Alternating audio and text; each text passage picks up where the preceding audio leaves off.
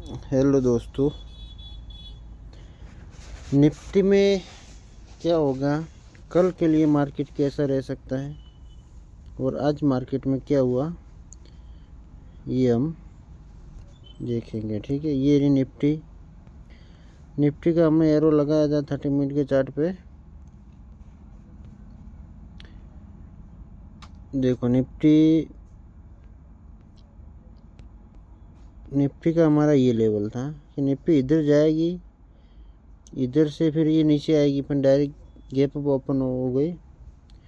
तो कल के लिए भी निफ्टी इधर ये लेवल 24,080 का हमारा जिंदा रहेगा। ठीक है, तो अब कल क्या हो सकता है।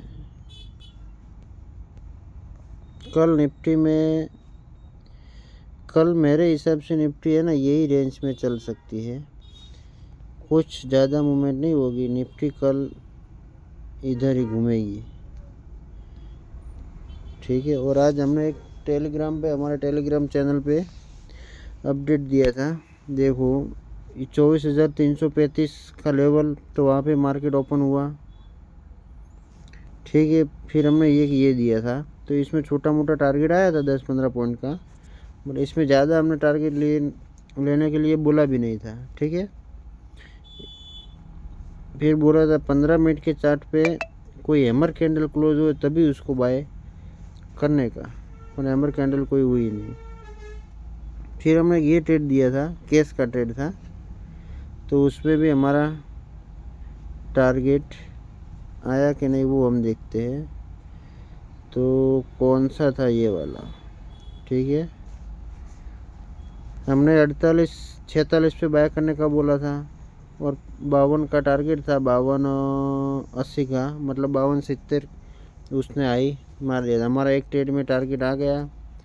फिर दूसरा ट्रेड इसमें हमारा कौन सा था, ये वाला। ये तो हमने दिया था छोटा क्वांटिटी, छोटा 115 का एसएल दिया था और 143 हाई भी मारा था, वो भी हमारा टारगेट हो गया। फिर हमने एक पुट दिया था, किस बेस पे पुट दिया था। निफ्टी एक ही रेंज में घूम रही थी, 30 मिनट का चार्ट पे निफ्टी का हाई क्रॉस भी नहीं हुआ था, इसलिए हमने बोला था ये 82 के ऊपर बाय करना, 82 से पहले नहीं। हमने बोला ही था 82 के ऊपर बाय करना, पहले मत पड़ जाना। 82 के ऊपर जब 5 मिनट की कैंडल क्लोज हुए तब 70 का एसएल लगाना और 111 हमने टारगेट दिया था। ठीक है, तो ये हम चेक करते हैं। तो कौन सा था, ये वाला, यही हमने सेटअप बना के दिया था। तब ये चल रहा था 70-71 पे, तब बॉटम पे था। तब हमने क्यों बोला था कि 82 के ऊपर ही बाय करने का। तो जैसे ही 82 के ऊपर कैंडल क्लोज की, 87 पे कैंडल क्लोज की, फिर ही आया 81-82, फिर 3 ही कैंडल में 111 हमारा टारगेट अचीव करवा दिया। और दूसरा ट्रेड था, हमने बोला था 24,301 के नीचे निफ्टी जाएगा तभी ये एक्टिवेट होगा। उसका हमने फ़ोटो भी डाला, कितने पे हाई मारा, कहाँ पे बोला था, और ये हमारा टारगेट भी डन। जिसका एसएल ज़्यादा उसका एसएल भी हम बताते हैं। ये 52 पे हमारा टारगेट भी आया। ठीक है, फिर हमने कल बैंक निफ्टी के लिए एनालिसिस की थी, मालूम हो तो आपको, 30 मिनट के चार्ट पे। तो बैंक निफ्टी भी वही ट्रेंड लाइन का सपोर्ट लेके नीचे गिरी।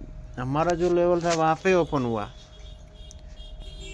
और ओपन होके धीरे धीरे ये नीचे आई। पर ये लेवल टेस्ट करेगा 57,500 का साइकोलॉजी लेवल, ध्यान रखना। ठीक है, अब कल के लिए तो हमने निफ्टी में बता दिया कि निफ्टी आज का हाई 23,372, तो इसका हम बफिंग रखेंगे 23,400 ने 22 का लेवल जो ब्रेक करे तभी हम बाय के लिए सोचेंगे। बाकी निफ्टी इधर एक बार आ सकती है 24,080, वहाँ से फिर भागेगी। ठीक है, इसमें देखो ये निफ्टी का डेली का चार्ट है। हम ट्रेडिंग व्यू में चार्ट ओपन किया है, क्योंकि उसके जो ट्रेंड लाइन है सब सेटअप डिलीट मारेंगे तो फिर से लगाना मुश्किल होगा, इसीलिए फिर से ये ट्रेडिंग व्यू में हमने ओपन किया है।